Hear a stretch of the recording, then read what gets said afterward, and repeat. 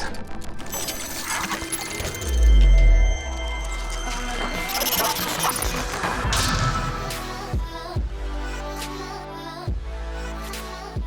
Welcome back, guys, to another Clash Royale video. And today we're going to be taking a look at this new Lava Hound strategy that I've been having a lot of success with. Now, the great thing with this deck right here is the Lava Hound is the only legendary card in the deck. Now, let's go ahead here, take a look at some replays, and then we're going to finish off with a live battle. So here we are, guys, facing off against a level 9 in the Frozen Peak Arena. This is on my second account, by the way, because that's the only account that I have the Lava Hound on. Now, I'm going to go ahead and speed up the footage at the beginning of this battle, just because we had a little bit of a standoff. Now, whenever I'm facing somebody that's a higher level, I usually always let them make the first move, just because they already have the level advantage, and I don't want to give them the defender's advantage as well. Now, as soon as he uses that fireball, going to start doing a push here on the right hand side with the Valkyrie Musketeer combo. Now, the great thing with the way I built this deck here is it has a lot of defensive and offensive options without using the Lava Hound. So I like to save the Lava Hound for the double elixir period for a surprise card. And the great thing with that is the Lava Hound is fairly expensive, and setting up a strong Lava Hound push cost a lot of elixir,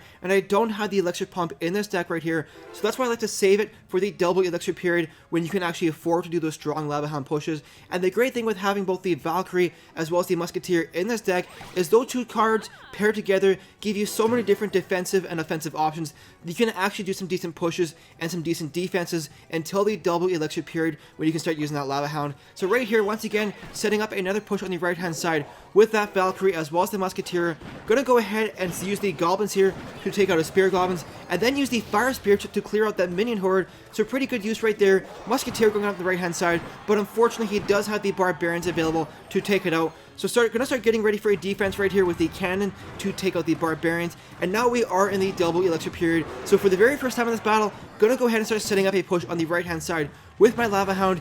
He's gonna try and sneak in a Hog Rider, but I do have the Mini Pekka in this deck as well to counter the Hog Rider.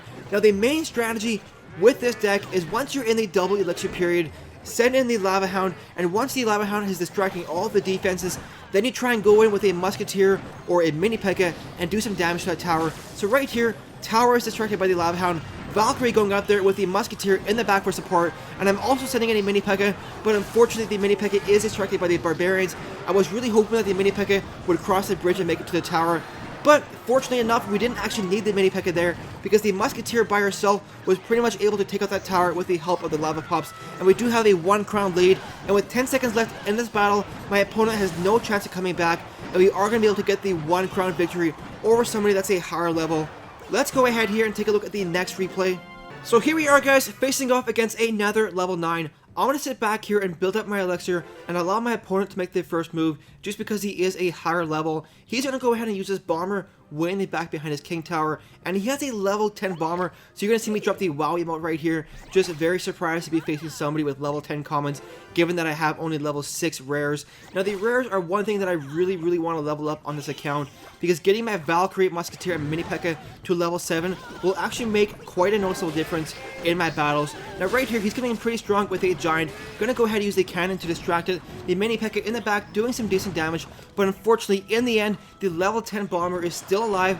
He's going to get in there and do some decent damage to my tower, bringing it all the way down to 1800 health. So not really the most ideal opening exchange right there, but I'm not too worried because I am saving the Lava Hound for the double elixir period, and that's when I really want to put on the pressure and do some overwhelming pushes. So right here, going to start doing a slow push on the right hand side with my Musketeer. Like I said, I really want to save the Lava Hound for the double elixir period and kind of keep it as a surprise to hopefully catch my opponent off guard.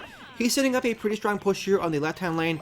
I'm going to go ahead and use my Valkyrie in the back to take out both the Valkyrie as well as his Musketeer, and also use my Fire Spirits for some support, just because I know he has higher level cards, and both of my level 6 rares won't be able to take him out. Now right here, he does have some Barbarians coming on the right hand side, so I'm forced to use my cannon to take him out. Now, that's not really ideal, because you do want to try and save your cannon for troops like the Giant, the Royal Giant, or the Hog Rider, but that beats the alternative of letting the Barbarians attack my tower and taking a ton of damage. Now he's setting up another push here on the left hand lane with the Giant, and we aren't quite in the double elixir period yet, so I'm not ready to set up some Lava Hound pushes. So I'm going to get ready for this defense using the Musketeer on the back behind my tower, and then using the Valkyrie in the back behind his Giant to distract the Bomber, and that's actually going to allow me to use the Goblins here to take out the Giant. And in the end, even though his Giant is level 7, it only gets one hit on my tower, so definitely a really good defense right there. And I also have a pretty decent counter push going back because of it. So now we are in the double elixir period.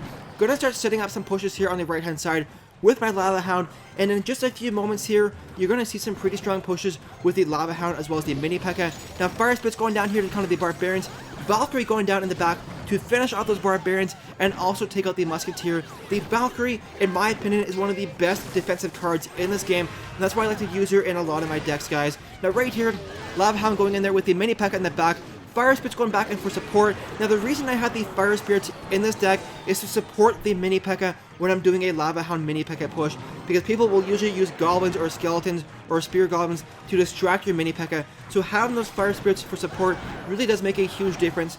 So right here, Cannon going down to distract the Giant, Lava Hound going in there, gonna go ahead and use the Zap Spell to kill those Spear Goblins, and hopefully allow the Lava Hound and the Lava Pups to do some decent damage. My opponent here unfortunately does have arrows in his deck, so he's forced to cycle super fast, get to those arrows, and kill my Lava Pups. But in the end, we did some decent damage to that tower, bringing it all the way down to 813 health. So I have a huge damage lead so far in this battle, and not only that, I'm developing a really big elixir advantage, and I keep doing these strong pushes, and he's forced to spend a lot of elixir defending his tower instead of setting up attacks. So right here, Giant coming in here, gonna go ahead and use the Mini Pekka as well as the Cannon to distract it. Unfortunately, he does use the free spell, but the problem with the free spell is if you don't kill your opponent's tower, all you're really doing is giving your opponent more time to set up a strong counter push. So as you can see right here, I had the Mini Pekka going in there with the Musketeer as well as some Fire Spirits. Fire Spirits allow the Mini Pekka to kill that Musketeer and make it all the way to the tower. And with a couple seconds left in this battle, we do get the 1 crown victory. Let's go ahead here and do a live battle.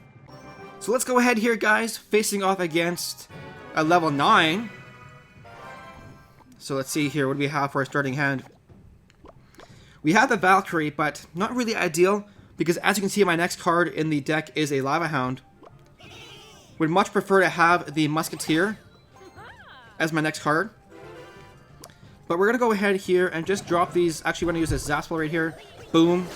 Save some health on our Valkyrie. Now, that thumbs up makes me think that's kind of what he wanted me to do.